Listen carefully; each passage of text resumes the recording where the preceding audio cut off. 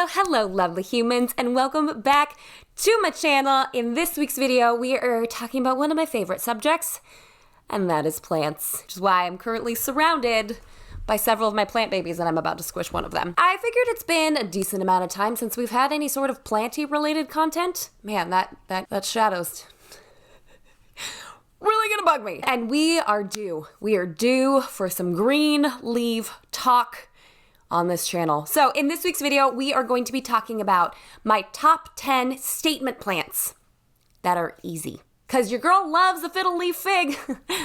She has 4 of them, but that doesn't necessarily mean that they're easy. And for those of you who are venturing into the plant ownership space, or plant parenthood as we crazy people like to call it, sometimes you want something that makes a big statement, but you don't want to buy anything that's too difficult. So I rounded up 10 of my favorite statement easy houseplants. So without further ado, let's just jump right on into it.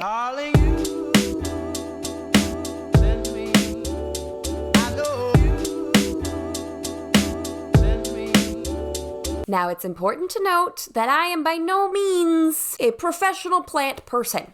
I am just an overenthusiastic collector. I have a lot of plants and I'm not sorry about it at all. So just keep that in mind as I'm sharing information. I'm just sharing my experiences with plants and the plants that I experience to be easy and make a big statement in my home. First and foremost, on everyone's easy plant list is a pothos. I love pothos. They're so easy to take care of. This one I think is an enjoy. I could be wrong. But I love pothos, one, because they do relatively okay in low light environments. So that means you can kind of put them wherever you want in your home as long as they get access to some sort of daylight. 2, they come in all shapes and colors and sizes. The most common one that most people will see is the golden pothos. I do have way more than I can count of that particular variety, and I really do enjoy that one. This one was just closer, so I grabbed this one. But ain't she pretty? Like, she's so pretty. She lives on the ledge in my bathroom. There are grow lights up there, and she's about, my bathroom's right here, I don't know, 15 feet away from a southern and western facing window. So I supplemented with grow lights because they are up pretty high in the bathroom, but she seems to just be loving life, putting out new growth in the dead of winter too, by the way, which is not an easy thing to do. So this is definitely a statement plant. I would recommend either hanging them or placing them on a shelf so they can just drape down in all of their gloriousness. Some people will trellis them and put them like up on a trellis so they can grow. That is how they grow in the wild, but I like them to be draping. Number 2, Chinese evergreen, also known as Aglaonemas. These babies are so giving and so kind. I mean, this baby is 20 feet away from a western facing window and it's blocked by my neighbor's house, which is rude. So it doesn't get a lot of daylight. It's just not in a very well lit space, which means it's not gonna grow a whole lot.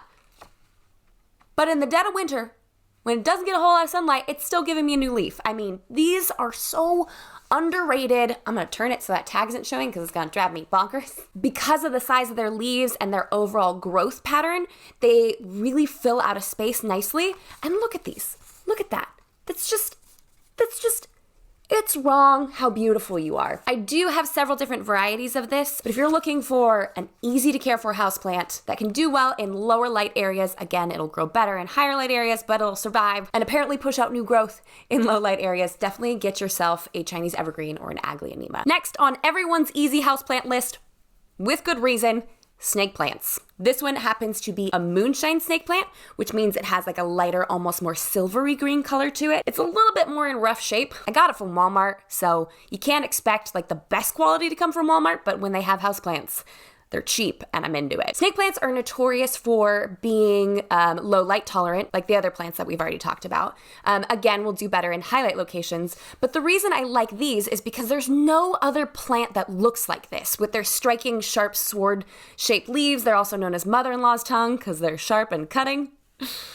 But with the proper light, they can actually grow really tall, and they don't need a lot of watering. I have all of mine in terracotta, so I do water them a little bit more often because terracotta obviously dries the plant out more quickly. And when they're in higher light locations, they'll need water more frequently, but when they're in low light, they will survive but not thrive. But the bold shape of these leaves really, really does something artistically, in my opinion. And there's very, very few plants that look like this and can do what this baby does. Just survive, looking fresh and clean and sharp, and I love her. But I'm a firm believer that Sansevierias are such a good design piece to have in your home. Next, Philodendron, y'all. Philodendron, just in general, this one happens to be a Brazil. This is actually cuttings. These are all cuttings that I took from a larger mother plant, and it's doing so well. Just like the Pothos, it's actually in the same family. They're known as aroids. We're not going to get into the nerdy scientific details behind all of this, but I do happen to really, really enjoy Philodendron. There are two different kinds. There's two different body styles. There's the kind that grows upright, like a silver sword or pink princess. Those are upright growing. And then there's these kinds that trail. I have both versions. I find all of them to be really, really easy to care for. They're pretty communicative when they need something too. If there's a large gap in between the leaves, as it's growing, it means it needs more sunlight. If the leaves start to kind of wrinkle a little bit, it means it needs water. And that actually is the case for all of the plants that I've mentioned so far. If it looks like they're stretching in any way, they're actively searching for more light. And if their leaves start to pucker, buckle, wrinkle, or anything like that, that means it needs to be watered. So they're really communicative, but they're also really, really friendly. So if you forget to water it, it's gonna look a little sad. Pour some water on that baby, it'll perk right back up in no time. Classic easy houseplant that also makes a statement is the Zizi plant. I am not even going to attempt to pronounce the Latin name of this though, because that's too difficult for me at this point in life. Again, another low light tolerant plant, but they do so well in higher light locations, and they will reward you with a bunch of growth. When they're dusted, unlike this one, the glossiness to their leaves is totally insane. I think I have 4 or 5 of these. I love the overall structure of these because a lot like the Sansevieria or the snake plants is they're upright. So they're great for placing in locations where you don't want something that's flowy or anything like that. You want something with a good structure to it. So I love Zizi plants for that reason. Again, a lot of people will stick them in low light locations. This one happens to be about 15 feet away from giant south facing windows in my room. There is also an east window and a west window. It's a very, very happy spot for this guy, and he just keeps on giving me new growth because he loves me. He told me he does. If you've been around for a minute, you know I have a mild obsession with these guys. Staghorn ferns, or Platycerium bifurcatum. This is the classic, easiest to find of all the staghorns. Some articles will say that they need more humidity. I have not seen that to be the case because I have all of them in locations that this one's in the bathroom, so it gets a little bit more humidity, depending on how often we bathe, which says a lot about our personal hygiene here in the Wolfer household. But I find them to be really easy to care for. The leaves will actually kind of start to droop a little bit when they need water, so it tells me what it needs, and I appreciate that. He may not say much, but when you slap one of these on a piece of wood and stick it on a wall, it says, hey, hello, I'm groovy and bougie and cool. You can't go wrong with a staghorn fern, which is probably why I have 10 of them. And when they're mounted, they're very reminiscent of a deer mount or some sort of mount like that. So it's a great alternative if that's something that you're looking to do and you want to add some art to your walls. Do this. And I do have a tutorial on how to mount staghorn ferns. If you guys are interested, I'll go ahead and leave it in the description box down below. But they're just so kind. And they're just here for you. And they make you look cooler than you actually are. And that's what I require from my plants, is to just make me look cooler than I am. Next on my statement but easy plant list would be Hoya. This is a Crimson Queen, and she is a queen. She's actually busted out some all white leaves. She's so pretty. She's so pretty. I do have a couple different varieties of Hoya.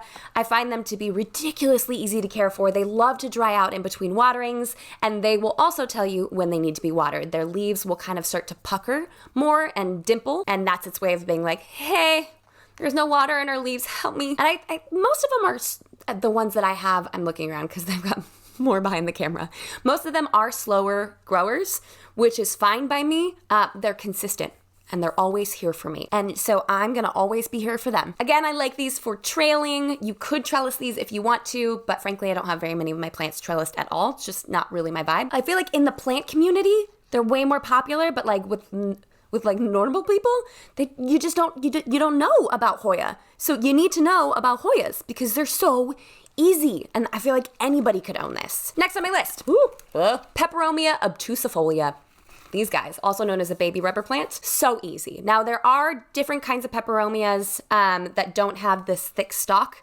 Those are harder to care for. So if you guys are looking to venture into peperomia in general, definitely start with an obtusifolia. I do have a variegated version of this as well. And I love the upright growth. I think this was actually technically in a hanging planter when I got it, which I don't know how that would work.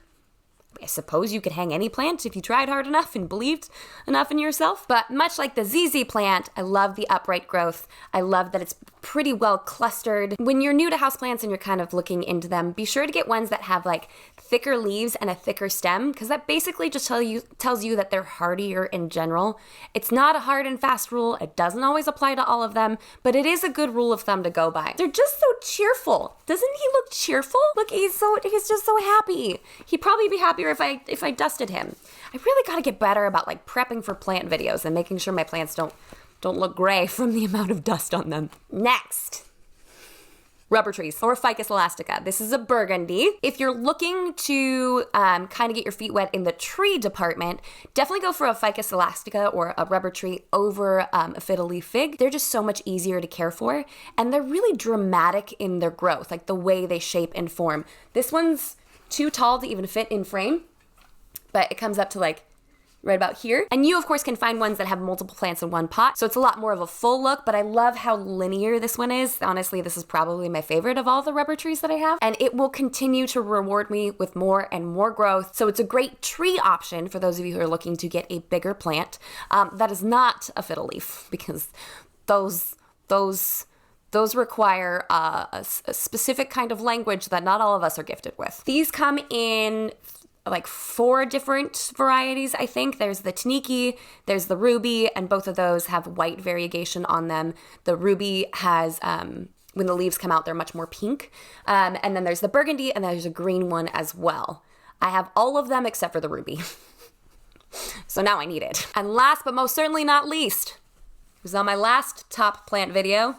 It's gonna be on all my top plant videos, because it's probably one of my favorite plants of all time, and that is the Monstera deliciosa. This guy, right here. The leaf shape with the fenestrations, or the holes, is so artistic that everywhere that I have one, I stare at them a lot. And I don't know if that's because they're so pretty or I'm so weird.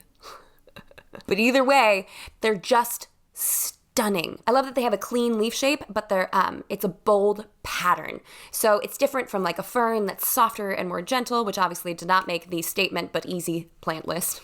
Because they're ferns. They have like a clean line to them. Does that make sense? I'm trying to figure out how to explain this well. Whereas like this Hoya, although the leaves themselves are small and clean lined, it tends to have a fuller look to it. With a Monstera, each and every leaf is like its own art piece. Yeah, that sounds really nerdy, but we're gonna go with it. And unlike some of the other plants on this list, they do require much higher light than a snake plant can tolerate or a Zizi plant can tolerate. They have to be in higher light locations or they will not grow, they will not do well. Almost all of mine are smushed up against south-facing windows or really, really close to them. I do have one with northern and eastern exposure that is doing really well, except for the fact that it just got spider mites. Other than that, it's fine. Everything's fine. One of the ones I have downstairs, because again I have multiple, is currently pushing out 5 new leaves in the middle of January.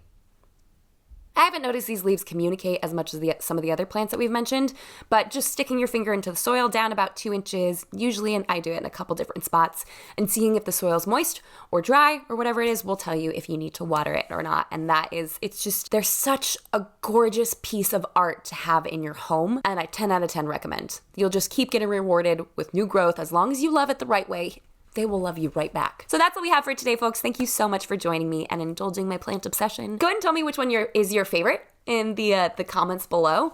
And if I missed one that's easy but also makes a big statement, drop those in the comments below. Let's help each other out. Let's grow together in plant parenthood. Thank you so much for watching. If you liked the video, be sure to give it a thumbs up and subscribe while you're here. If you like plant-related content, I have a plant video about once every other month, maybe once every 3 months, so I can't guarantee it's gonna happen often, but it'll be there. And until next time, bye guys. I do have several different varieties of this. I think this is the silver something silver? Probably should have researched that before I started doing a plant video.